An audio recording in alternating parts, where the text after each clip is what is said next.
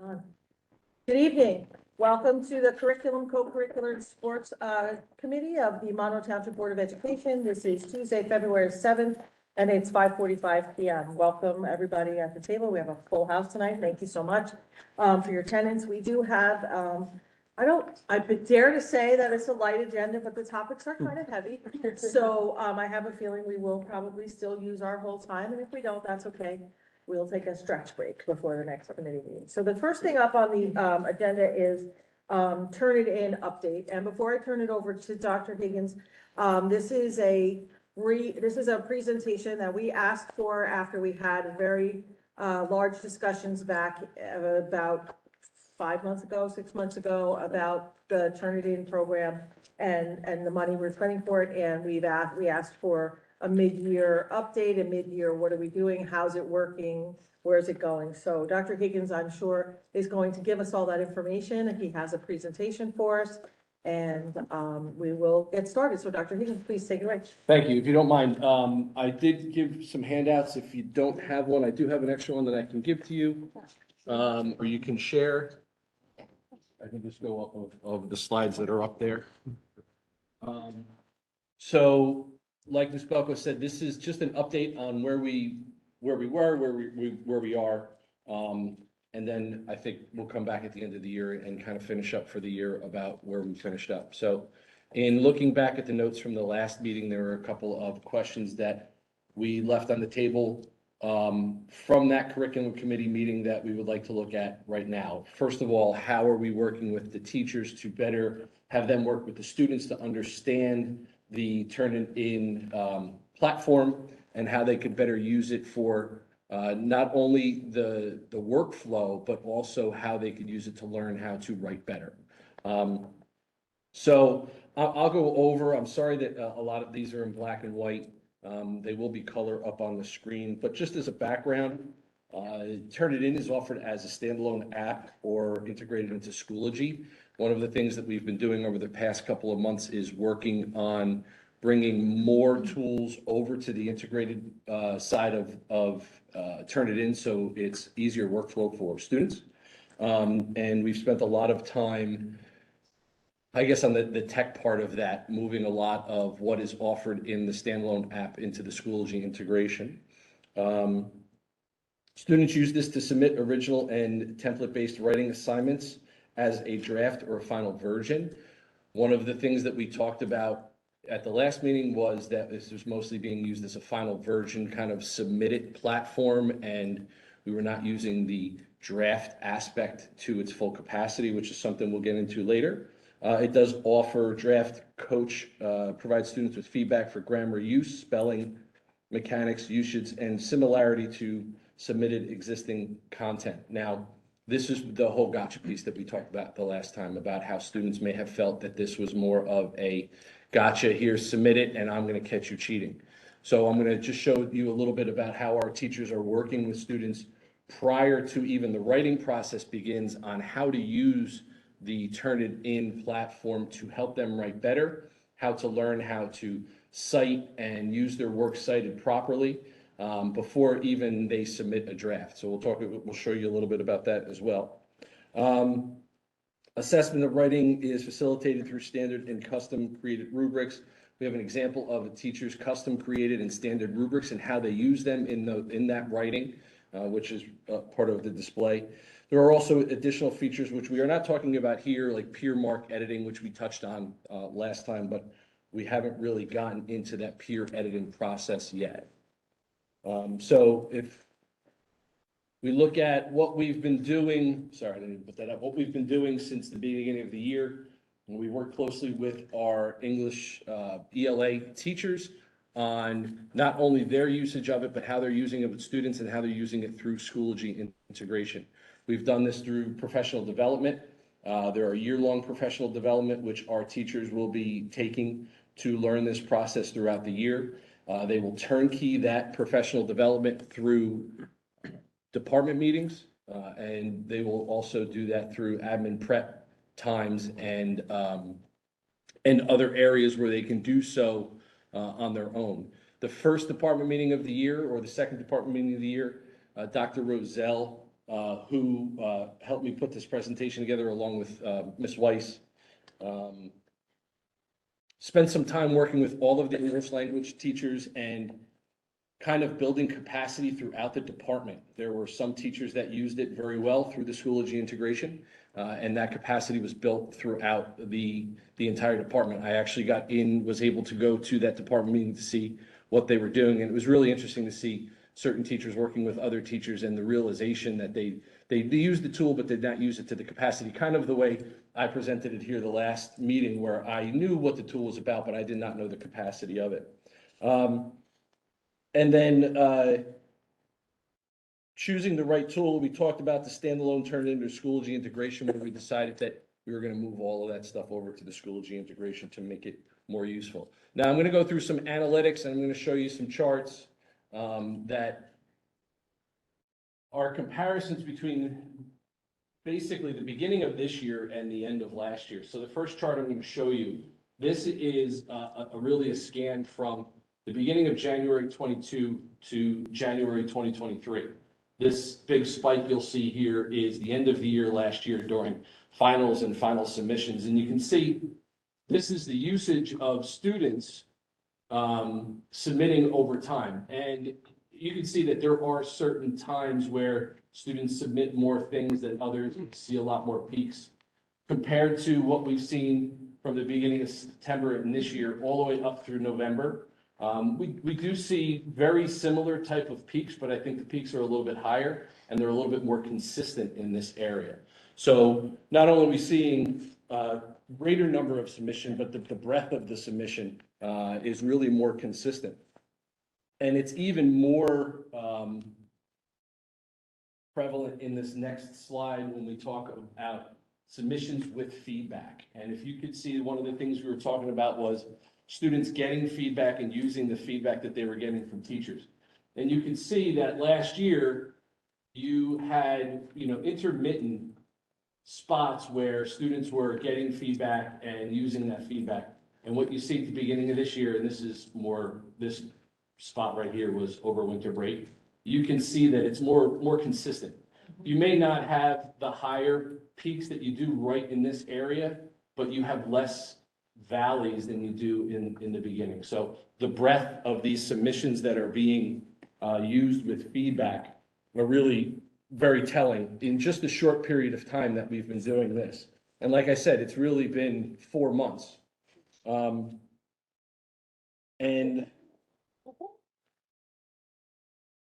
is that the owl? Yeah, it sounded like The it. owl, okay. That wasn't him. That was very cool. That. I think it just turned off. So Wow. that feedback that you saw that I just showed you, those last two feedback, was from the Schoology integration. What you see now, this feedback is directly from Turnitin.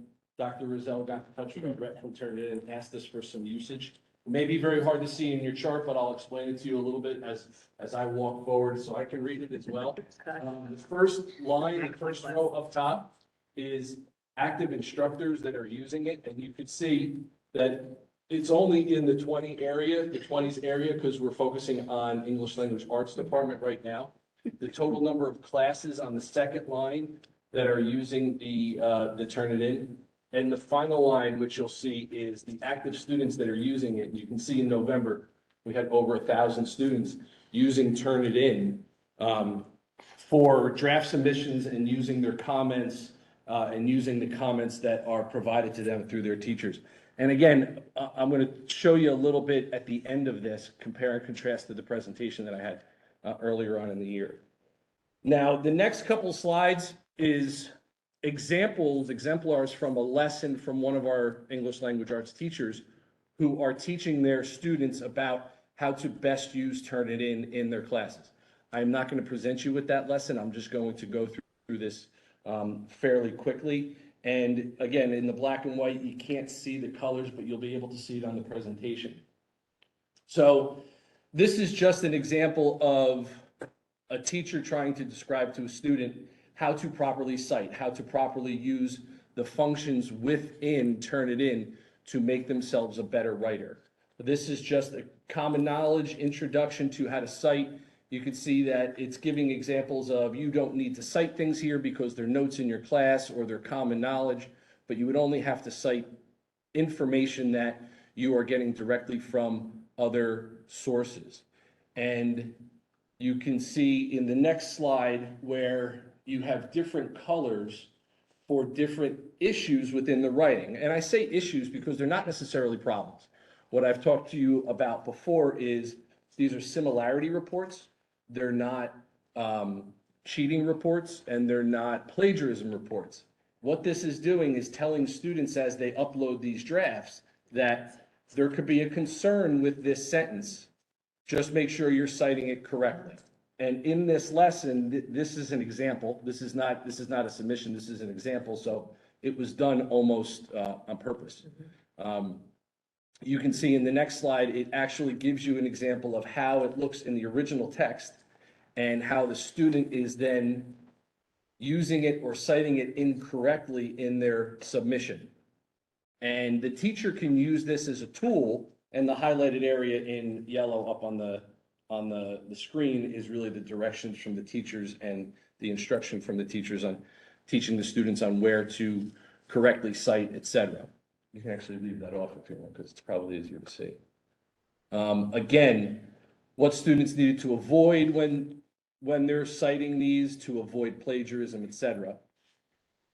And what you'll see here is the different colors that are represented in these different sentences or these different paragraphs are different areas that the student will go back to look at.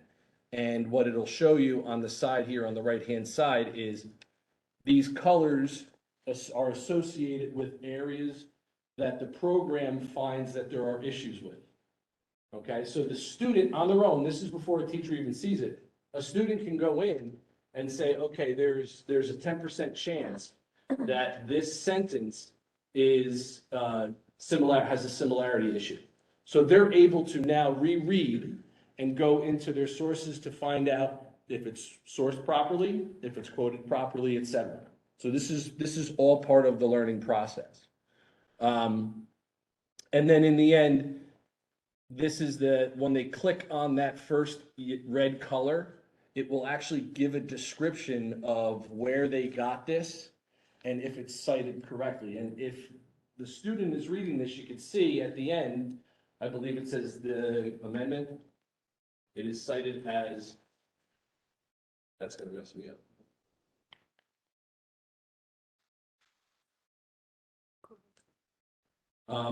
It's cited as the amendment. And it says here that the Eighth Amendment of the United States, et cetera, et cetera. So in reality, the student has cited this appropriately. So they'll be able to turn it in, even though it shows there is a red mark for that. And when the teacher gets that, they'll see it and they'll understand it as well. So even though, and this is what I was trying to explain the last time, even though there is a similarity, it doesn't necessarily make it wrong. Doesn't make it plagiarism. Doesn't make it a problem.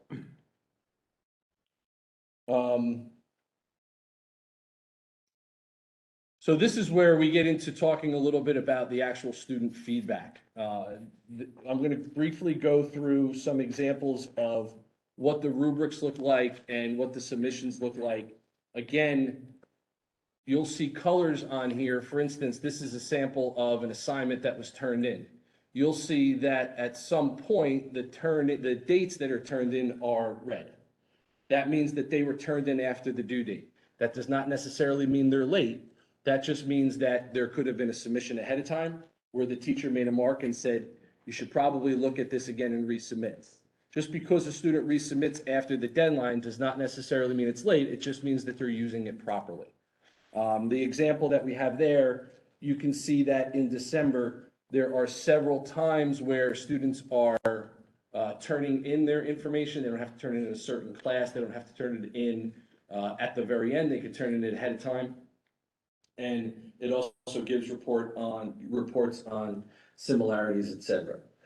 The next one is what a rubric would look like. So this is this teacher's view of what the students are getting graded on in their rubric, from the rubric, excuse me. And you can see how detail-oriented the rubric is. It breaks it down into Not only the document and the thesis, but certain sentences within the paragraphs that the students are writing. So the teacher has the ability to break down that writing process into like micro lessons almost, into those different parts of paragraphs, et cetera. What you'll see here is an example of that rubric and how students are graded. You can see over to the right-hand side where you can set up a rubric between 1 and 5, and a teacher can grade that rubric or the area of that rubric between 1 and 5, et cetera. And on the left-hand side is a really good example of those blue comments. Some of them are created by teachers, some of them are stock comments. You can see on this example, which is really cool, you can see a teacher did their own little comment of love it with big smiley faces and thumbs up, great job. And even the first sentence where it says, revise this to make more powerful and elevate your word choice. So these are all just tools that the teachers can use to give feedback. So finally, the last 2 slides are kind of comparable. So if you remember back to when we first talked about this, this was a dashboard shot that we sent you. I think you took a lot from this information. Most importantly, down at the bottom, when we were talking about feedback, this class had 23 submissions. Of those submissions, only 3 students viewed their feedback. And it took them 15 days to actually view their feedback. And what we're seeing now is on that last slide. What we're seeing is commonly is in this class, 20 of 25 students, 22 of the students were viewing their feedback within 2 days. So they're learning how to use the comments and the feedback from the teachers in a more constructive, creative way, so they can become better writers, they can submit their drafts, they can get feedback from their teachers and resubmit.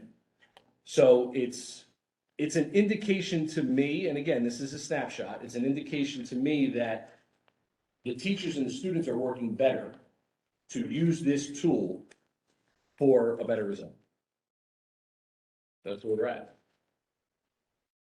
I want to say thank you both, to you, Ms. Roselle, and, I know you said, Ms. Weiss. Ms. Weiss also, but also to all the teachers who put in the time and effort for the PD, for hearing us as the curriculum committee, representing the parents and the teachers and also the township for,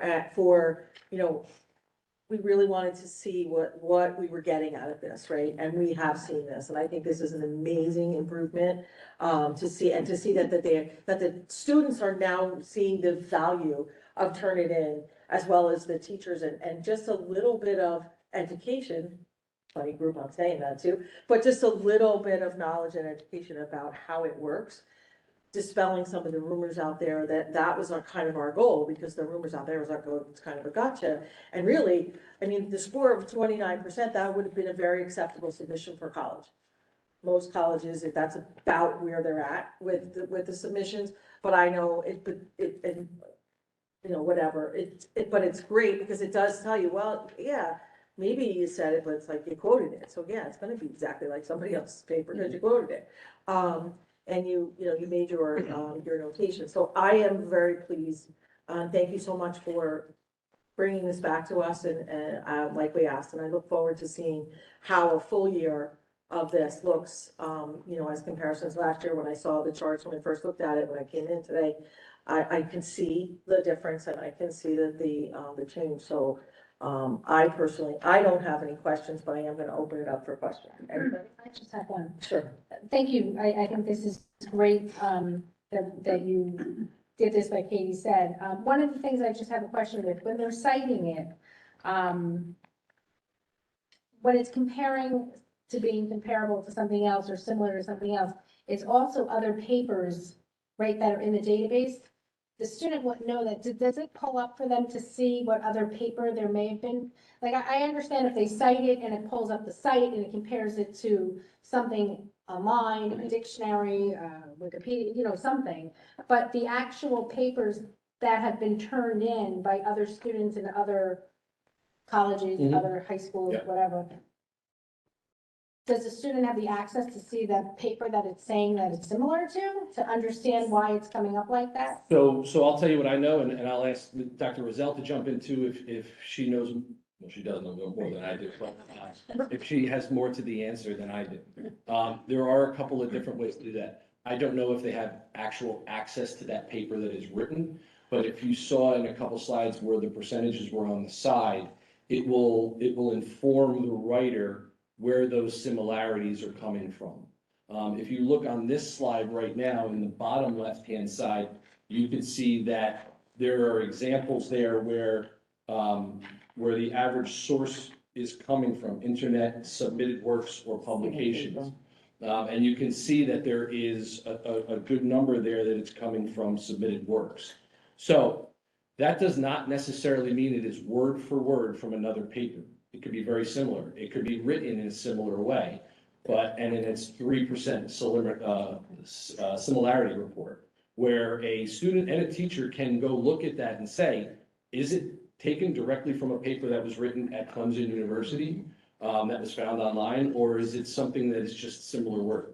Right. It does not give you the actual document, I don't think. Correct. No. But if a whole class is writing the same type of paper, Correct. will it, I guess, compare all of them? Is that where some of the similarities, because if everyone's writing on the same topic?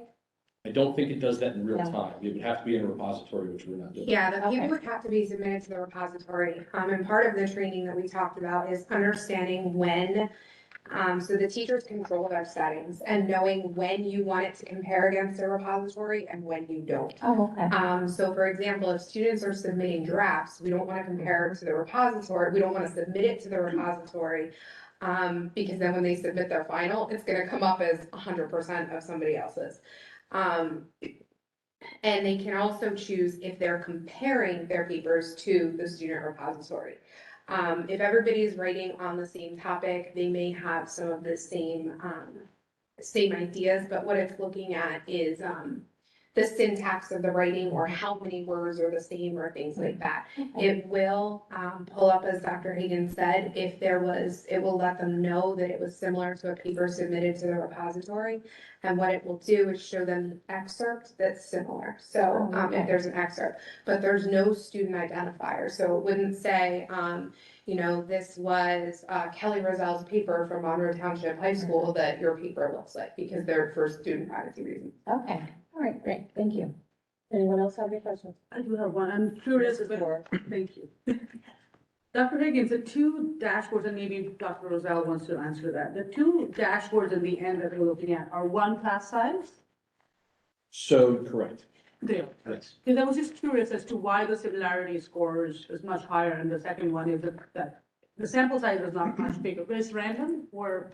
So it is, they're both a class. So it was a class from last year that we used the data when we first presented. And the second dashboard that we show you is a current class that is running right now. It could just be the nature of the assignment too, so I'm familiar with the assignment that's on the last page is literally a student's thesis statement, their quotes and notes. It's like an outline or a preparation for them to draft their essays, and it's a research piece. So the similarities are going to be higher because they're using outside sources. That makes sense. Thank you. You're welcome. Thank you. This was an excellent presentation. It was well done. Yes. Anyone else? Ms. Sullivan, no question? Anyone else out there?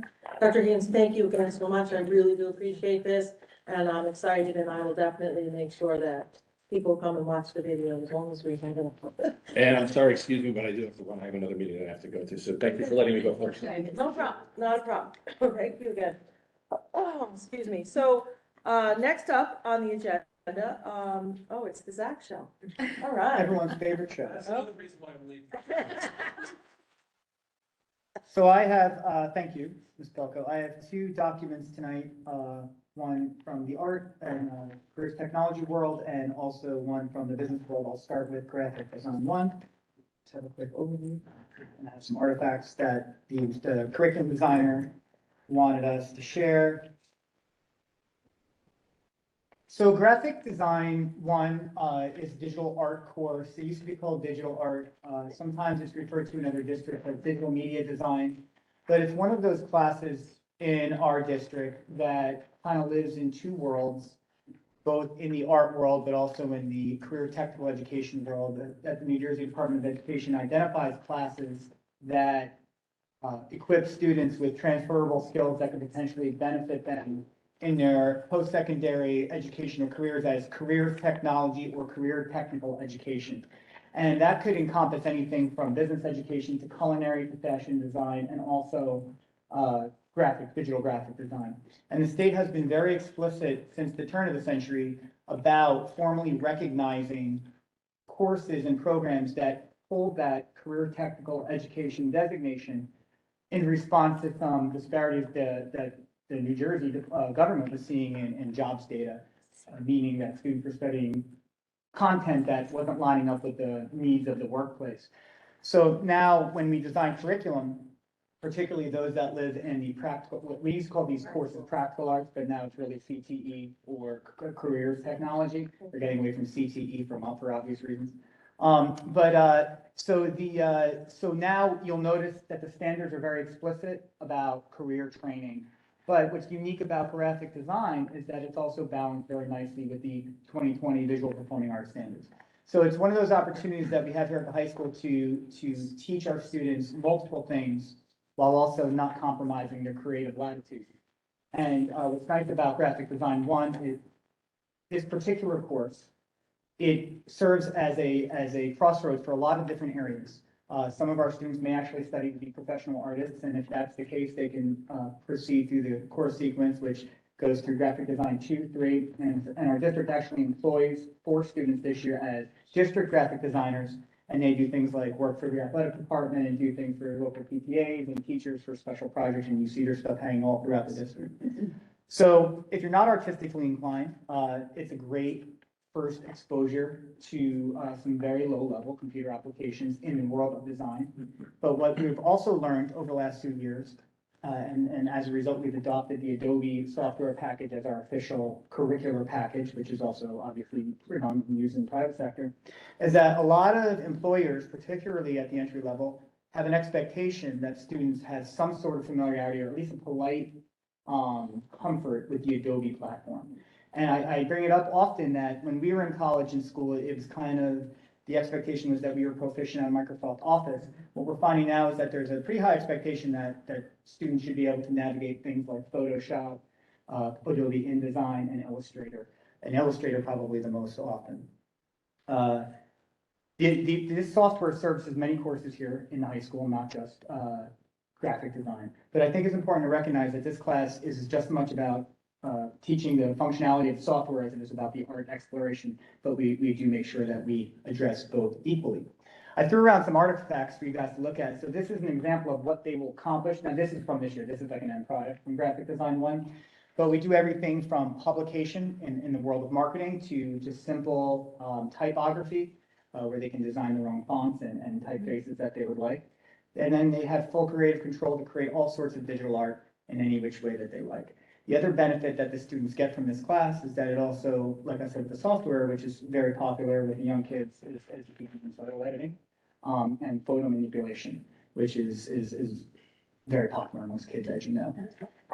Taking this class can grant you a technology credit or an art credit, depending on what you need from the district. Can't get you both. And it's taught by Ms. Singer, who is also one of our inclusion special ed teachers. So it is a great opportunity for students also to have an inclusionary experience, whether it's in the unified class or in the entry-level class. Last thing I'll say about kind of the construct of the class is that it is one of those entry-level electives that is appealing to students of all ages, whether they be freshman or senior, simply for the reason that I stated earlier. I think everyone would benefit from a familiarity on the Adobe software, plus it's an opportunity for them to get creative and to dabble in stuff that maybe they never thought they were able to do in traditional studio art, sculpture. So we also identify artists that maybe weren't aware of their artistic inclinations through the use of the quiz. It's very popular at the high school. We actually have a middle school version of the class, which is taught across the street. Students that demonstrate high levels of proficiency at the middle school course can access graphic design too as freshmen, if they so choose. They have to submit a portfolio, so there is an incentive there for the student to take it across the street. And it's challenging for the instructors, obviously, because the software changes so often. So that's why you see curricular updates frequently. We've been with the Adobe package now for about 7 years, and prior to that, we were doing all other types of antiquated software.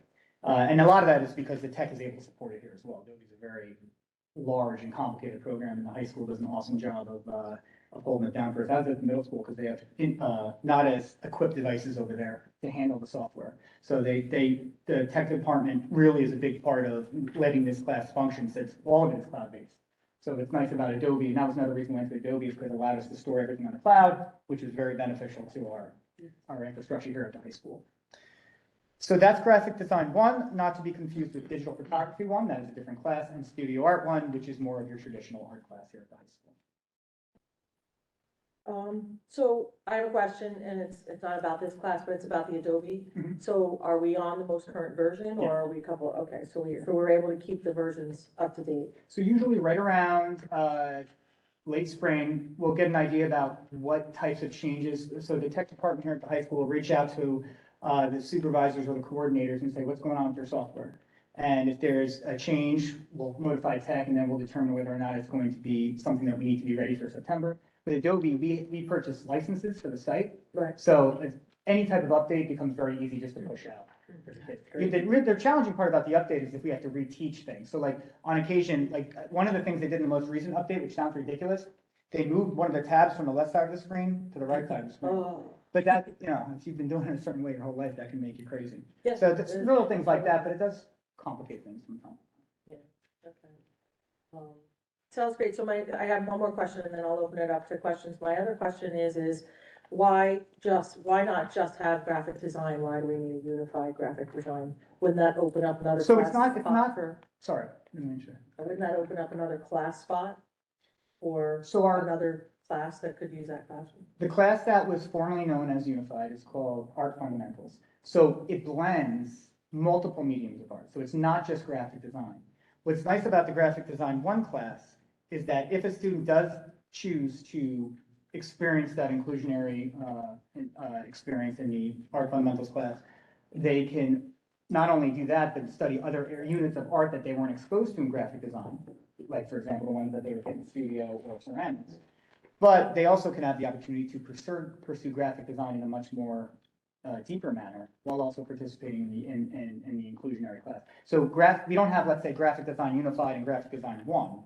We just have graphic design, anyone can sign up, but we also have another class called Art Fundamentals, which has units from graphic design in it for students that want more of like a cornucopia of art exposure. And that tends to be the class that our self-contained students push into, so they can get exposure to all the different elements of art. If that's what they want, they can also sign up for just a regular electives if they choose. Okay, I'm just, the way you stated it, I just wanted to make sure. No, I appreciate the chance to clarify. Thank you. Okay, I'll now open it up to questions. Anyone? I do have a few. Yes. So, and I want to confirm what you just said, so there is only graphic design 1, and all kinds of students are allowed to take it. It's not, it's an inclusionary class. Yes, everyone could take graphic design 1, freshman, sophomore, junior, senior, AP, resource room, Excellent stuff. students. We have graphic design 2, 3, and also the internship. We do have prerequisites for those. It's Right, just the right. previous course. Right. But, and I apologize if I misspoke.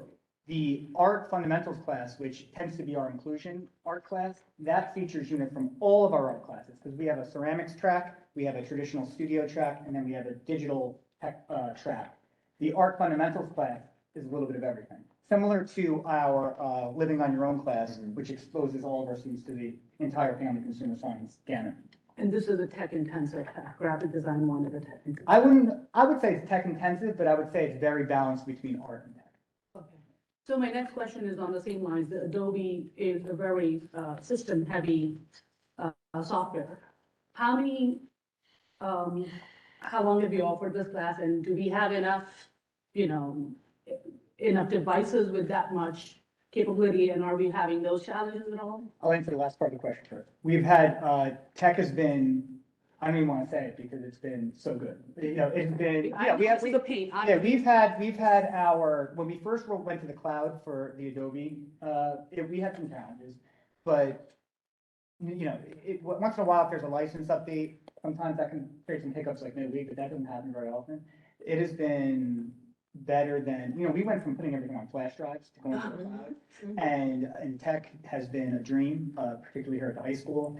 Having the Apple certainly makes things easier. I'm going to be completely honest with you because it just marries much Yes. more efficiently.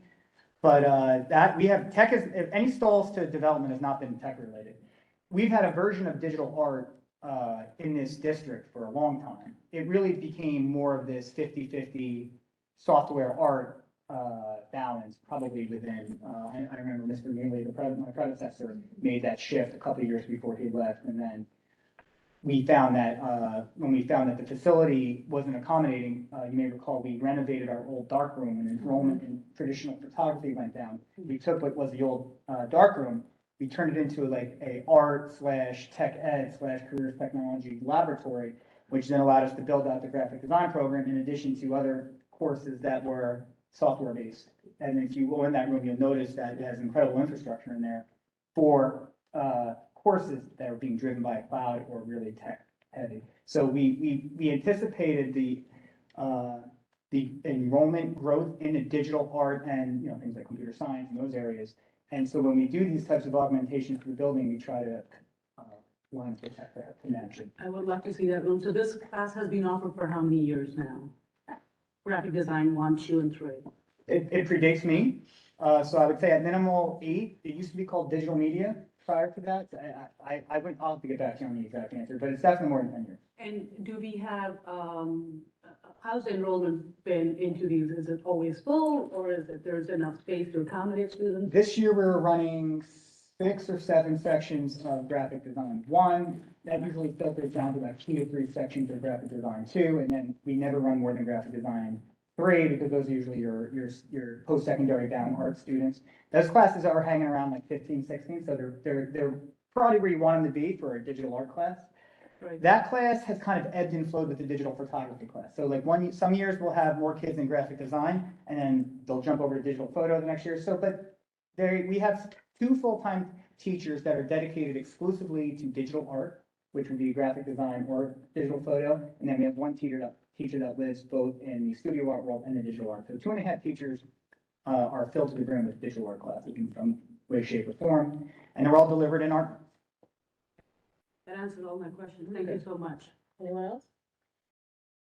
No one else? Okay. I Okay, guess we'll go so on to the shifting next gears, topic. going upstairs.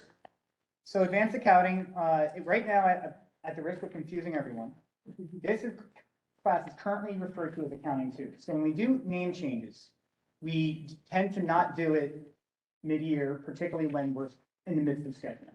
So if you go on the program of studies, to everyone listening at home, it is called accounting 2. Beginning September, we'll start calling it accounting, advanced accounting, but it is the second level of accounting.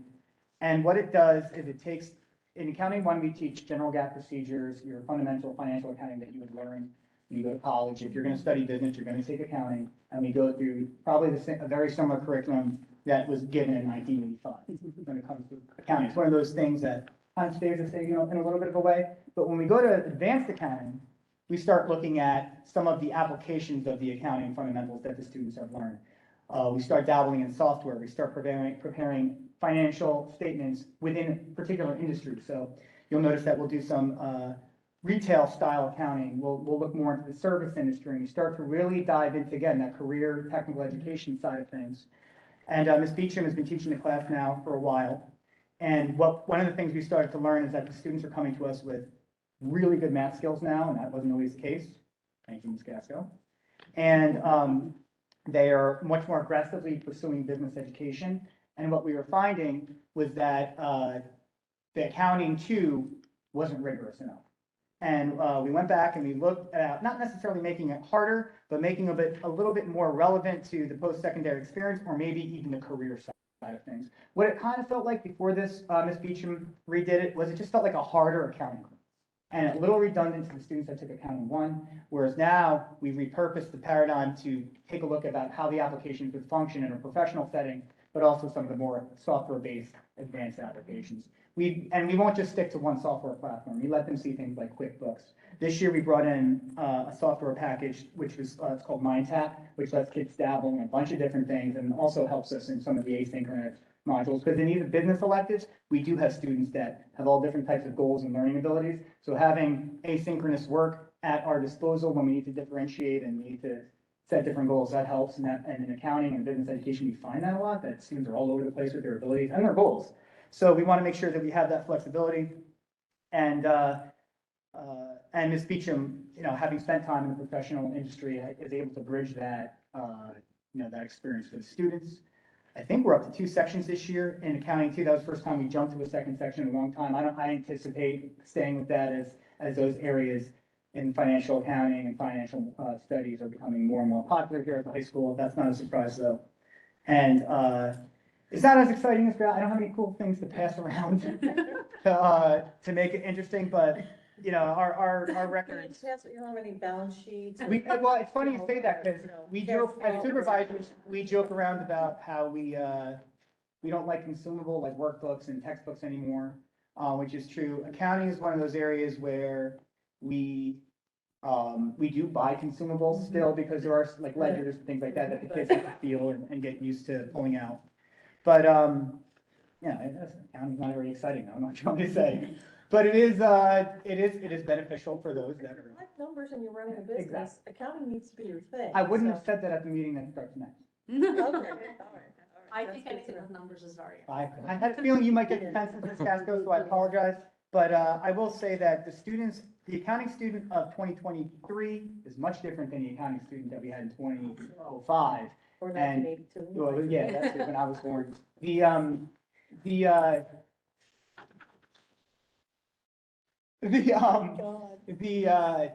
It's different and the colleges are expecting more as well.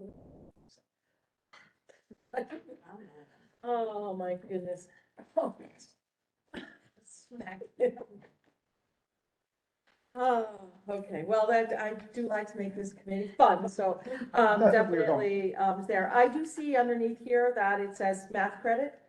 So this Correct. class is for math credit. Are all of our accounting classes for math credit? Yes, but I actually sent a text message to Dr. Catelli prior to clarify. A student can only receive math credit once from one of these electives. So this would be a fourth, and Sue, feel free to correct me. It is for the 4th year, Yes. because the first three are mandated by the state, and this is, so we encourage 4 years, but this can be an option for a 4th year, as well as business and computers, There's those already. Yeah. computer science can use those, so there's math-oriented other options as well. But for the 4th year, but the state has 3 traditional years that you have to cover, so you cannot use 2 accounting classes, to count as 2 math classes. Right, yeah, that was the one point I wanted to make sure. So you can't, let's say, take 2 years of math and then package it with 2 years of accounting and call it a day. Exactly. Or in accounting and computer science, you can't do that, you have to have 3 traditional years of that. What do you mean by, so it has to be algebra 1, geometry, and algebra 2? Calculus. At a minimum, but a student that might start in 9th grade as algebra 2 has to be algebra 2 pre-calculus and either a province stats or a calculus class. Once you start high school is where you start the classes. It's not a matter of algebra 1 and geometry. They were Right, taken right. prior to 9th grade. I get that. Right, so when did it become, I'm just, because I graduated in 1982, so it's been a while, but It has been a I 4th took year. accounting because I Yes. dropped the algebra 2 because it just wasn't my thing. So that gave me my math credit. So that's why I'm saying, and it was not my 4th year of math. We only had 3 years. We were not required to do 4 years of math. So as I said, the state says that you have to have 3 traditional years of math. Monroe, this is gonna really date me, since the time that I started, which was very, very long time ago, actually before Mr. Monroe was even born. Possible, it's close, so it's a close match. Now you It might have been 1 or 2. Anyway, my understanding, if I remember right, when I started in Monroe, it was a 4th year. But if it wasn't the very first time I started, it might have been within the first 5 years or so that I was here, which would be going back 35 years or so. So we probably have no one, and I know, I don't want to turn your accounting class into a math discussion, but, so that we probably have no one around who knows why Monroe does 4 years of math requirement I instead think of. because the idea is to encourage students to take more math if they can, because for the college entrance years, that's why there was a time, we never used to have a dynamics of trade class. We started that class because we want to encourage students to take 4 years of math. Okay, so I hear what you're saying, Right. right? So, my point is that we may have students who want to go down the arts class, the humanities, they want to take more English, they'd rather study more history or more social studies, or, I'm looking at both of your compadres, and having to take that 4th year of math, which is not a state requirement, just concerns me. I was doing a little research and, about it, because so it maybe not concerns me. I think 4 years of math, that's great. But if I'm not a student who's ever going to have to do, y plus x equals, z, although, it is everywhere, you just don't see it as algebra, it just is everywhere. But, I want to study history, or I want to be I want to be a writer, and I literally don't need that. That's what, if I'm a good writer, that's what I'm gonna hire my accountant to do. So, so that's my point, is like, I see we've had discussions here at the table about how kids can't get into classes that they want to get into. And I forget the last one last month, it was something, I can't remember, but yeah, so it was a computer science class, so yeah, it was, but we have kids who might want to get into other classes and they can't even attempt to try and take another class because we're forcing them to take 4 years of math. And I'm ready for you, Facebook, have at it. Well, the computer science classes that you're talking about would count as 4th year of math, so those Right. would count towards that. And I can certainly do some more research and find out how long this was, but this is, it has been a Monroe policy, like I said, I would venture to say for probably 30, 35 years or so, but it doesn't mean that it can't be looked into. And there are lots of options that the students do have to get that 4th year of math. Computer, like we said, computer business, both accounting. Accounting classes and any computer And science. any, the computer science class. So, and I can just say, because I took computers my senior year after 4th math, so it definitely was in place when I was a student. And again, I just one of those things that's always been that way, as far as I can remember. It very That's possible the from the statement time that I bothers actually me. started, but if not when I started, which has been 38 years, I would say that. Since then, though, we've definitely added I think options it's that the easier, students have. It's definitely more narrow of a choice, or broader of a choice for how to get that 4th year math than it used to be. Partly because we've offered a lot more electives. There's Right, a and lot we've more had- computer class, there's a lot more business classes, Right. but it's something that can be looked into.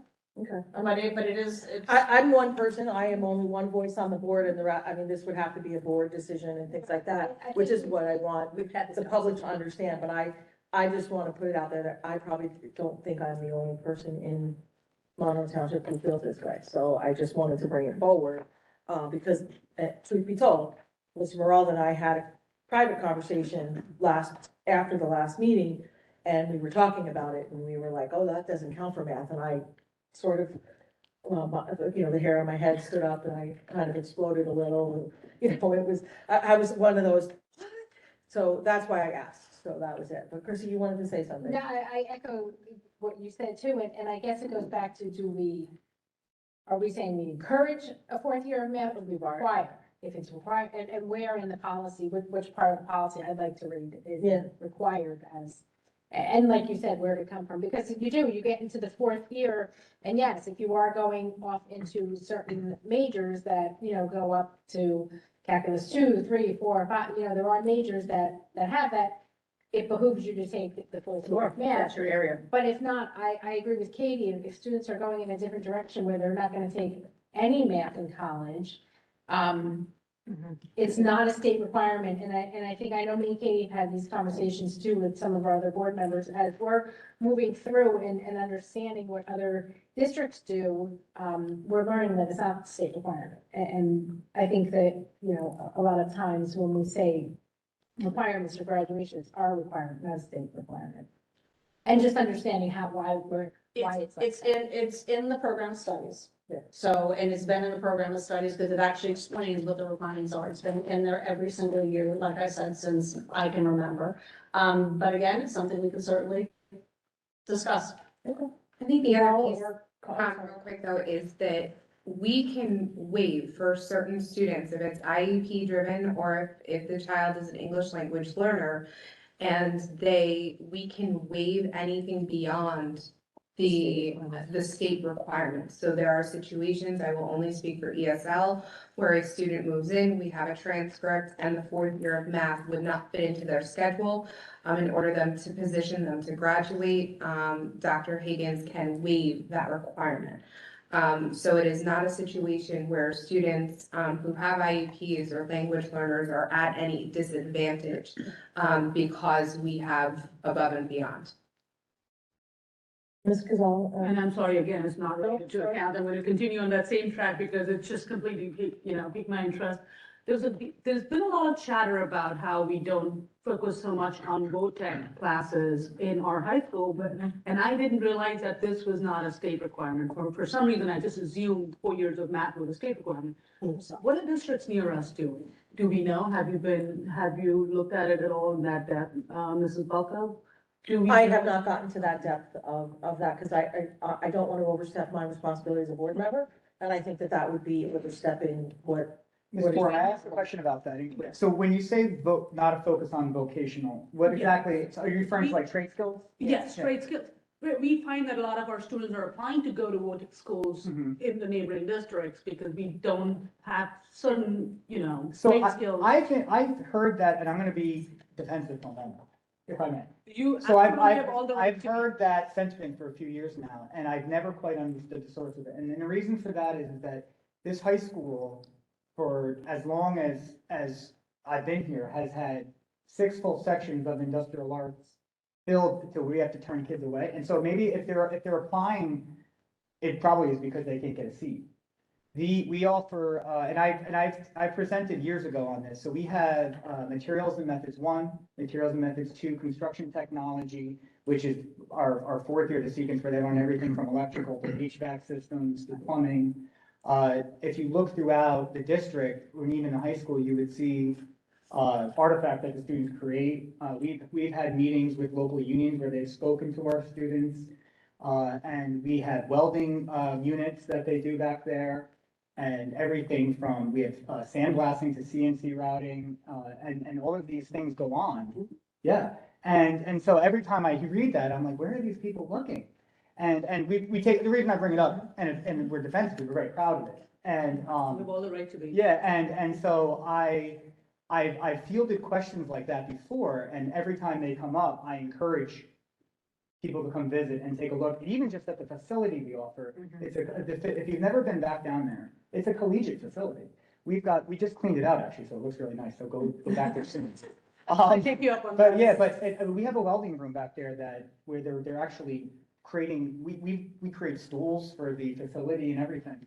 So if and again, I understand that it's not as popular as maybe some of our more attractive, classes, but I would be happy to field anyone that feels that any inquiries that anyone feels that the vocations are being underserved here. And I'd be happy to show anyone around and even preview some of the machinery and things that we're doing. If I think it would be a great idea for us to feature this on our district Facebook page, because I've heard it so many times and I kind of assume we didn't offer it, and thank you for, Yeah, and if I feel like I'm being a little pouty, I apologize, but No, but- I've heard this several times, and it's been, I'm like, where do you guys go? Just go take a look. I appreciate you correcting me Oh, because and thank you, Yes. Mr. Chairman, just reminded, Yes. Extensive in the middle school. we have industrial arts and transportation technology and fabrication electives at the middle school. And I have to imagine that we're probably the only middle school in the Yeah. county that offers that. You should go So- and visit there. So, yeah. So, to tie back into the math conversation was that if it's really not a state mandate, we can actually allow students to take more of those classes in the final year because they just don't want to, that's a skill they want to pursue. Some of them don't want to go to college. And I know we're encouraging, and going back 30 years, probably that was the trend. We wanted to encourage kids to go to college and get the requirements that would get them into good colleges, right? And at this point, I think that mindset has changed a lot. You know, the world's come, it's a whole other world now. Maybe we want to revisit that and allow the opportunity to children who were not looking to go to college, learn a skill that can allow them to work right out of high school. Or trade school. I mean, Yeah. if they go to college, they may go to. They might, yeah, we do know But right, students. if they're not, Right, if that's the track they're going down, that's my point. right, we're all on the To same. stick them into a course just to meet one of our requirements, not a state requirement for math. Right. Ms. Belko? I agree with you. I also want to add, Yes, good. separate from trade school and separate from college, what about the students that are so strong in the area of humanities, where they would like the opportunity as a senior to graduate with 5 years of history, take the 4 in the extra, or 5 years of English? I'm speaking about my own child. So he did not take the 4th year of science and 4th year of math. He got into excellent schools. He just got a master's in history, but he was not a math and science kid. So he went to his guidance counselor and said, is it required? Because I kept on telling him it was, being here for 20 years. And they said, no, it is not required, but we really suggest that you take something that's valuable, that a college would evaluate that is valuable. And he said, well, I would like to be a history or an English major. So he graduated with 6 years of history and 5 years of English, but yet he only graduated with 3 years of science and math. So the reason why I wanted to share that is because that's a child that wouldn't need a waiver based upon, let's say, special education, would need a waiver based upon English for second language learners, but would need a waiver here, let's say, to be passionate about the humanities. And I'm looking at students with the opposite, because I'm the humanities girl all the way. I'm definitely not math and science. And I know I shared something personal, which will also be all on Facebook, which I'm very comfortable with. I think it's important to note that you're absolutely right. So it may be vocational. It may not be vocational. Maybe they want to go to Harvard or the elite, or they want to go to a local school, but their passion is in writing and reading and expression communications, and maybe the area of deficit or the area of dislike, I'm sorry to say, is the math or science, and we're requiring it. And you only have so much room in your schedule. Right. He could have never graduated at that level with all those years if he had to take the math and science. He was able to eliminate the math and science 4th year, and that opened up the other things. So I shared something personal because it's very doable, where you could still be very academic, go to very good, very good post-secondary schools, and not take the 4th year. So maybe it is a conversation, Dr. Wayman, of course, would be able to lead that conversation with the supervisors that we should I think discuss. the conversation that also has to include Dr. Higgins and Dr. Catella, because Oh, sure. that's what I Oh, yeah. said, this is not a, Ms. Gasco rule, this is something that's been around a long time, it's something I'm obviously not opposed to, but it's not my call, and so I would absolutely not want to even comment on it without having a conversation with Dr. Higgins. and Dr. Catella. Yeah, No, I I think part of the appreciate look is, if students take more of other classes, do we have the capacity to support the interest in the other classes they may take instead? So I think that's where Dr. Catelli, Dr. Higgins come Right. into play. And there could also be done the research as to how many students do take the other option. Correct. See, because again, the guidance counselors do not force the 4th traditional year of math. They're very strategic. And they're even strategic enough with students that might be thinking they might be overreaching potential and saying, we think it's a great thing you do, but take this one as a backup type of a thing as well. But it's not my call, and I don't have the conversation with the students. I don't think the students taking the true traditional math is going to change, because they're usually on that path. Those, like the traditional math people. There may be some, but I don't picture that changing as much as possibly the ones that are taking some of the other options. But it's not my call. No, and I think it's a conversation It's a that, big conversation. yes, it's a It's a very big conversation for, conversation. bringing in the principal of the high school, as well as, directly related to, the curriculum and instruction area, which is definitely, supervised Yes, by that's Dr. That's Wayman. everything. Well, I just wanted to, since we have time, I'm glad we had this conversation. I We think it's very definitely have important. time. It's a great conversation. I really do appreciate it. I think that changing this to advanced accounting definitely, and changing up the curriculum, like you said, I think that's a great thing, because we do have a lot of students we have a lot of entrepreneurs in the building.